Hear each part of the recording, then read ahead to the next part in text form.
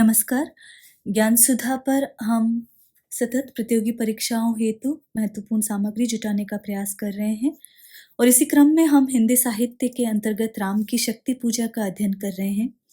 राम की शक्ति पूजा हिंदी साहित्य के छायावाद के महत्वपूर्ण हस्ताक्षर सूर्यकांत त्रिपाठी निराला की एक महत्वपूर्ण रचना है और ये राष्ट्रीय पात्रता परीक्षा नेट सेट के लिए तो महत्वपूर्ण है ही, अन्य प्रतियोगी परीक्षाओं के भी पाठ्यक्रम का हिस्सा है।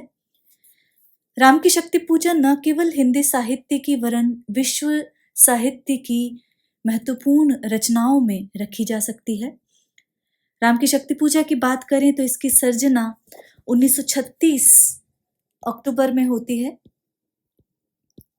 1936 में अक्टूबर के महीने में ये पहल भारत नामक दैनिक पत्र में ये प्रकाशित होती है और उस समय ये जब हम देखते हैं भारत नामक पत्र के जो संपादक हैं वो नंदुलारे वाजपेयी रहते हैं।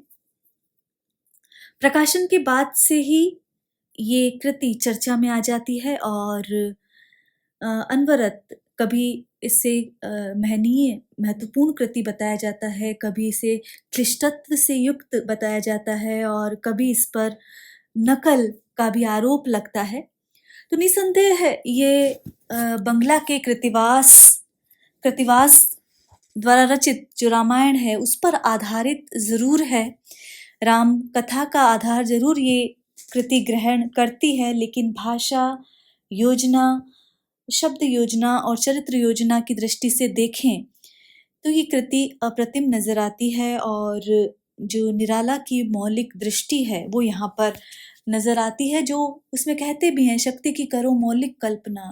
तो जब वो शक्ति की मौलिक कल्पना की बात कह रहे हैं तो यहाँ पर भी जो अनेक प्रसंग हैं और जो एक राम रावण युद्ध का कथानक जरूर एक सर्वविदित कथानक है जो वाल्मीकि रामायण में और अन्य रामायणों में उद्धृत किया गया है, लेकिन निराला जिस प्रसंग को उठाते हैं, जिस घटनाक्रम को उठाते हैं, जिस 8 दिन के समय को उठाते हैं और संशयग्रस्त राम को दिखाते हैं, तो वहाँ पर जो नवीन उद्भावना वो करते हैं वो बिल्कुल निराला की मौलिक कल्पना है।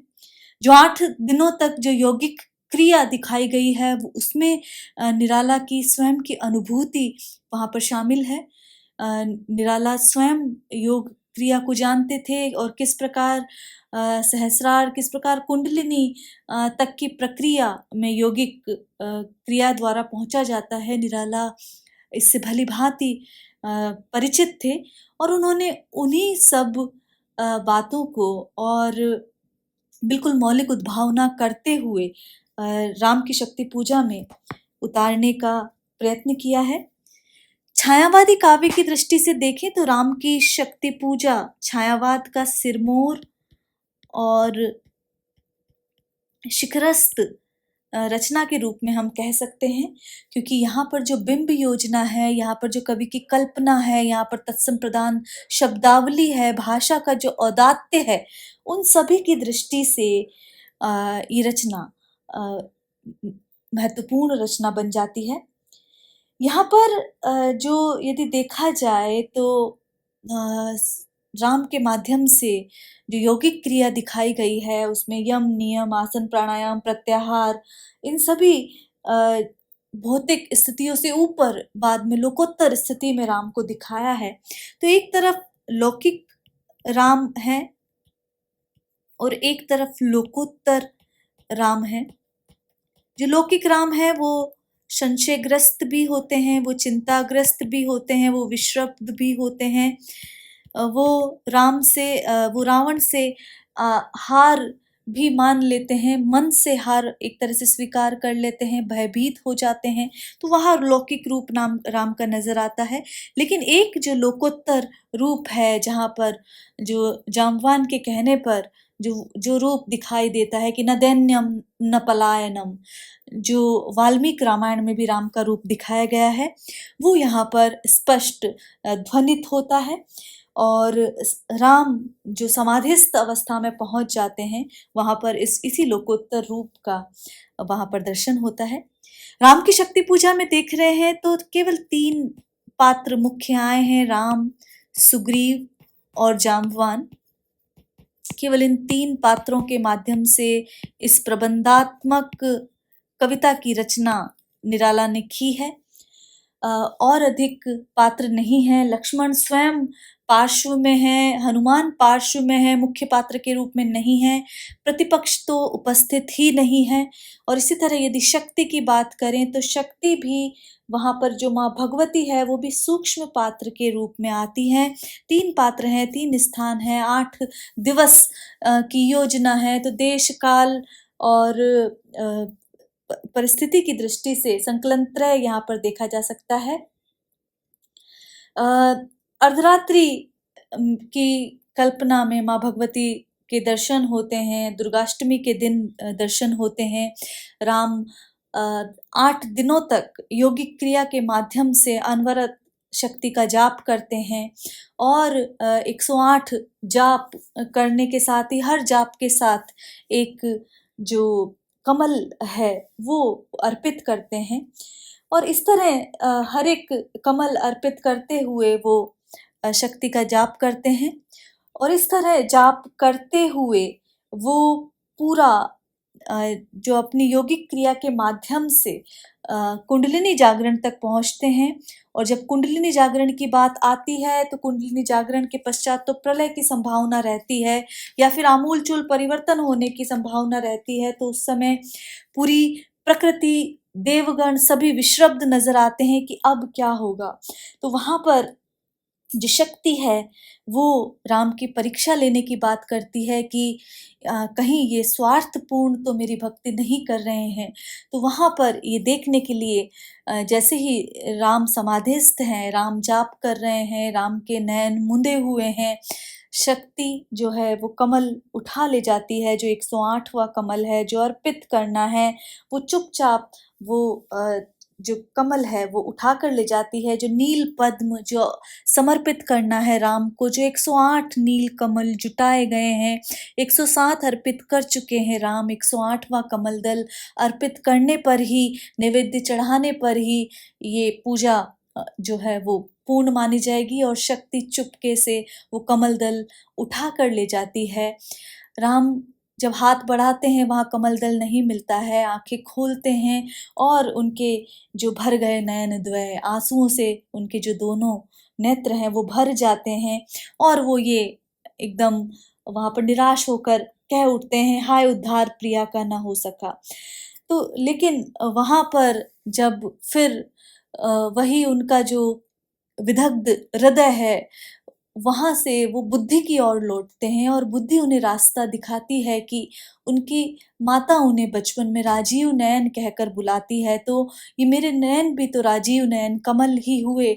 तो वो जैसे ही तुणीर में से जो बाण उठाकर अपनी नेत्र के पास ले जाते हैं, नेत्र निकालने के लिए, नेत्र चढ़ाने के लिए, अर्पित करने के लिए तैयार होते हैं, वहाँ पर देवी माँ भगवती प्रकट हो जाती है और वो वहाँ पर उन्हें रोकती है और साधु साधु कहकर विजय होगी कहकर उनके वदन में प्रविष्ट हो जाती है। तो जहाँ पर रावण को देवी गोद में लेती है वहाँ राम के वदन में प्रविष्ट हो जाती है, राम शक्तिमान हो जाते हैं। तो ये एक कथानक है जो राम की शक्ति पूजा में बुना गया है। तो यहाँ पर जब अंगिरस की बात की जाती है, तो जब इसकी तत्सम शब्दावली देखी जाती है तो कई लोग इसे वीर रस प्रधान बताते हैं, लेकिन वीर रस नहीं है।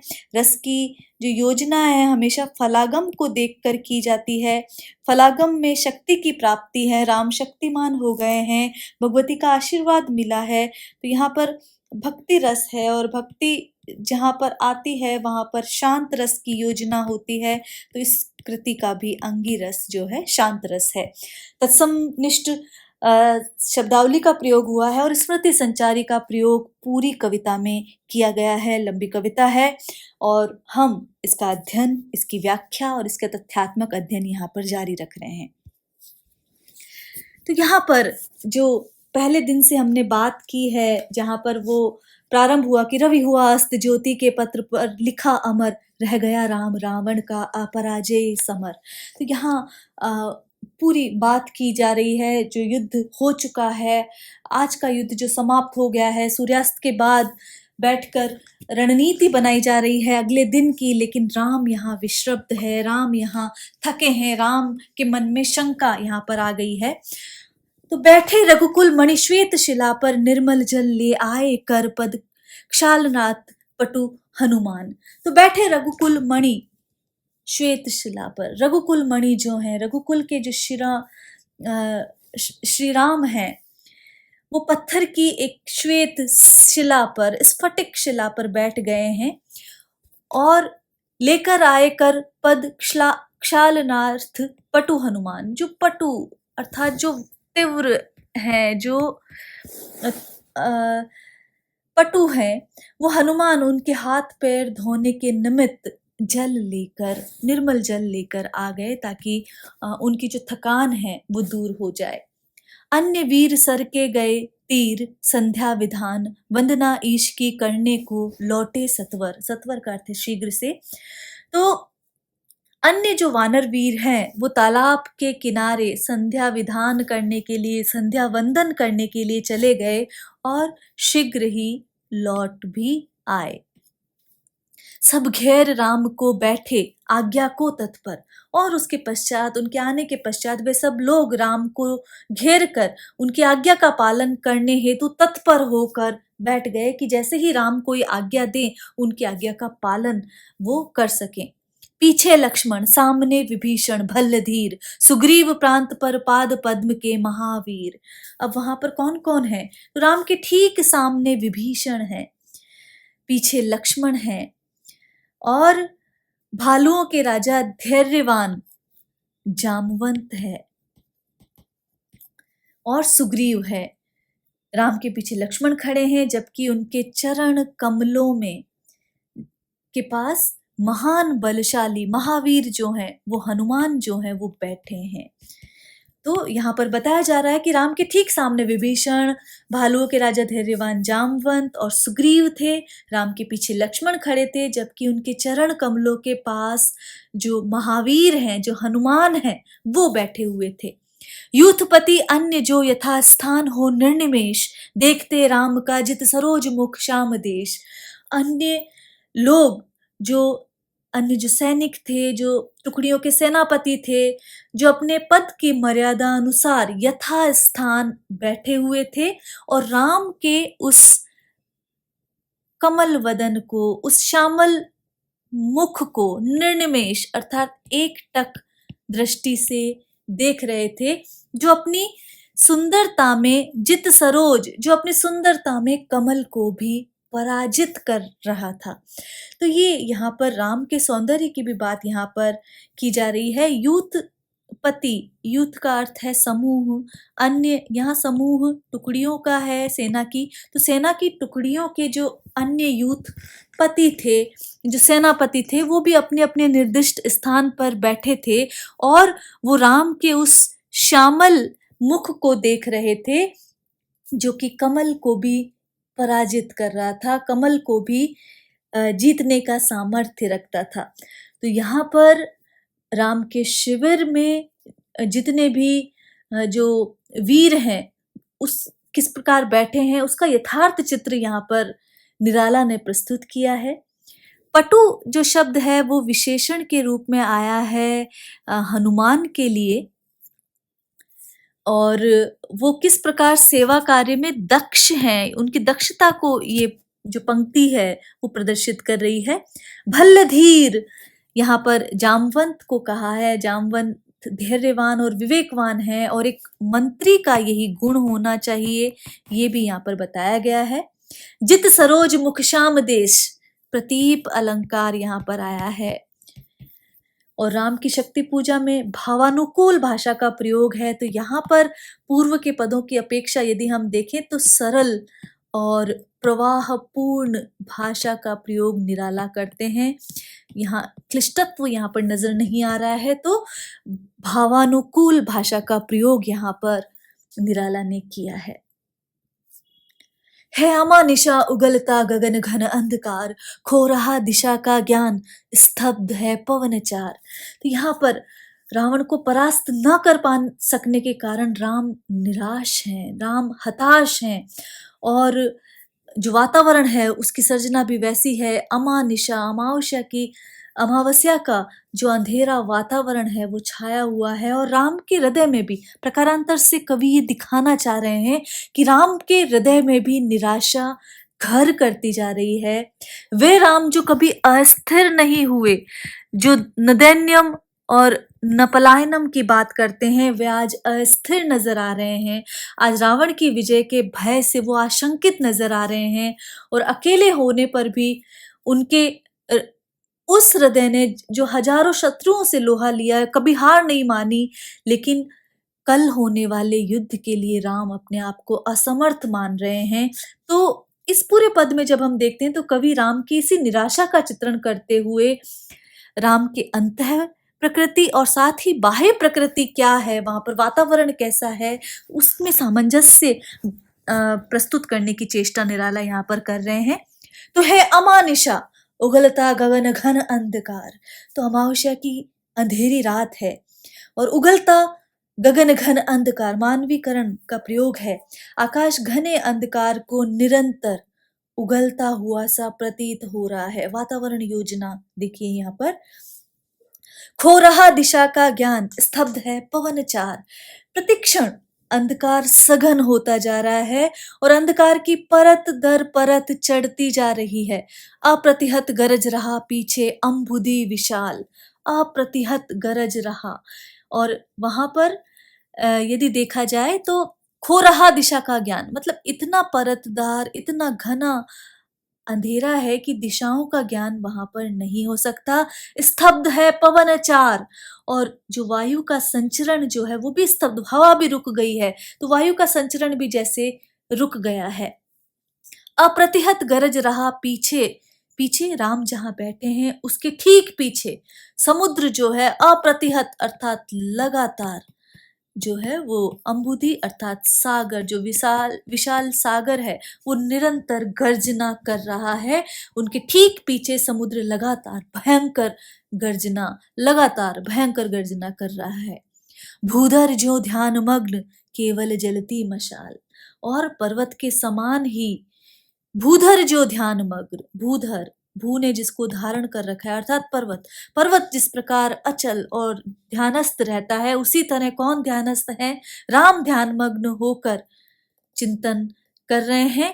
केवल जलती मशाल, तो वो जो उगलता गगन घन अंधकार, ऐसा जो अंधकार से पूर्ण जो वातावरण है वहां पर केवल एक मशाल जलती हुई वहां पर दिख रही है, जो कि क्षीण प्रकाश वहां पर विकीर्ण कर रही है, जैसे अंधकार की सघनता को स्वयं ही व्यंजित कर रही है। वहां पर केवल जलती मशाल, केवल जलती मशाल, एक उस अंधकार पूर्ण वातावरण में एक मशाल जलती हुई सी वहां दिख रही है।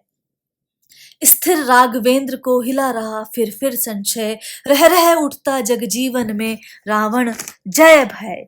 तो यहाँ पर जो उस ये अंधकार की सघनता को पूर्व में कवि ने व्यंजित किया है, और यहाँ पर कवि यहाँ प्रतीकों के माध्यम से राम की हृदयगत निराशा को यहाँ पर चित्रित कर रहे हैं। और वातावरण में जैसा घना अंधेरा है, ठीक वैसा ही निराशा का अंधकार राम के हृदय में है। निराशा की परत दर परत राम के हृदय में जमती जा रही है। तो स्थिर राघवेंद्र को हिला रहा फिर संशय। तो निराशा की इस अधिकता ने जो स्थिर राम है, जो राम में जो स्थैर्य है, धैर्य है, उसको भी, उनको भी क्या कर दिया है, वहां पर किंग कर्तव्य विमूढ़ बना दिया है। तो हिला रहा है अर्थात उन्हें भी अस्थिर कर दिया है। तो वो जो संशय है, जो निराशा है, उसे उन्हें भी हिला दिया है, किंग कर्तव्य विमूढ़ कर दिया है। उन्हें भी जिस प्रकार दिशा ज्ञान नहीं है, उसी प्रकार उन्हें भी ये दिशा बोध नहीं हो रहा है कि रावण पर विजय पाने के लिए उन्हें क्या करना चाहिए, ये समझ में नहीं आ रहा। रह रह उठता जग जीवन में रावण जय भय। और उनकी चेतना पर पीछे जो अंधकार छा गया है, और वहां पर जो पीछे गर्जना करता हुआ समुद्र ही मानो रावण है, जिसकी गर्जना को रोक पाने का उपाय राम के पास नहीं है। राम सामने स्थित पर्वत की भांति ध्यान मग्न है, किंतु कोई रास्ता उन्हें नहीं दिख रहा है। तो वे राम जो हर स्थिति में स्थिर रहते थे, कभी विचलित नहीं होते थे, उन्हें रावण की विजय की आशंका ने अस्थिर कर दिया है। और रह रह उठता जग जीवन में, रह रह कर उनके मन में यह आशंका जाग उठती है, रावण जय भय, कि कहीं रावण विजयी हो गया तो इस संसार का क्या होगा, जो नहीं हुआ आज तक हृदय रिपु दम में शांत। तो राम का आत्मविश्वास डगमगा रहा था, राम का वह हृदय जो आज तक कभी शत्रु के द्वारा दमित नहीं किया जा सका, तथा अकेले होने पर भी जो एक भी अयुत लक्ष्य में रहा जो दुराक्रांत, कल लड़ने को हो रहा विकल वह बार बार, जो अकेले होने पर भी हजारों लाखों योद्धाओं के समक्ष दुराक्रांत दमनीय बना रहा, वो हृदय कल रावण से लड़ने में अपने को विकल मान रहा था, असमर्थ मानता मन उद्यत हो हार हार। वो मन जो युद्ध के लिए उद्यत था, किंतु हृदय मन का साथ न देकर अपने को युद्ध के लिए असमर्थ मान रहा था। तो रावण से लड़ने में अपने को असमर्थ राम मानने लगे थे। तो यहाँ पर राम के मन का जो अंतर द्वंद्व है वो यहाँ पर दिखाई दे रहा है कि राम तो उनका मन तो युद्ध के लिए उद्यत था, किंतु जो हृदय है वो मन का साथ ना देकर विकल हो रहा था, बेचैन हो रहा था और स्वयं को युद्ध के लिए असमर्थ मान रहा था।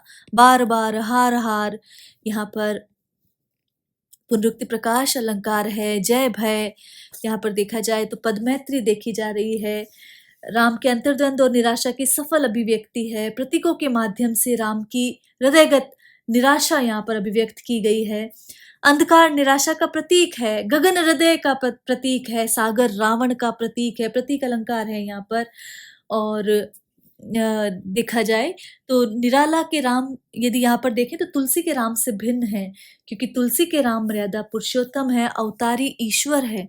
यहाँ पर यद्यपि ऐसा तो नहीं कहा जा सकता कि अवतारी ईश्वर नहीं है, क्योंकि जब बार बार राघवेंद्र कहकर संबोधित किया जा रहा है तो वहाँ उनका वही दैवीय रूप सामने आ रहा है, लेकिन जो सशंकित हृदय है वो लौकिक राम का रूप वहां पर आता है। स्थिर राघवेंद्र को हिला रहा, स्थिर राघवेंद्र कैसे हिल सकते हैं, विरोधाभास अलंकार है। भूधर जो ध्यान मग्न, उपमा अलंकार आया है। तो इस प्रकार विभिन्न प्रकार के अलंकारों की योजना है। और हार हार, जय भय में पदमेत्री, यहाँ पर हार हार में पुनरुक्ति प्रकाश अलंकार हम कह चुके हैं। प्रतीकात्मक शैली, लाक्षणिक भाषा, छायावादी भाव शिल्प यहाँ पर देखा जा सकता है। भावानुकूल भाषा का प्रयोग है। केवल जलती मशाल से अमावस्या के अंधकार की जो भयावहता है वो यहाँ पर बताई गई है।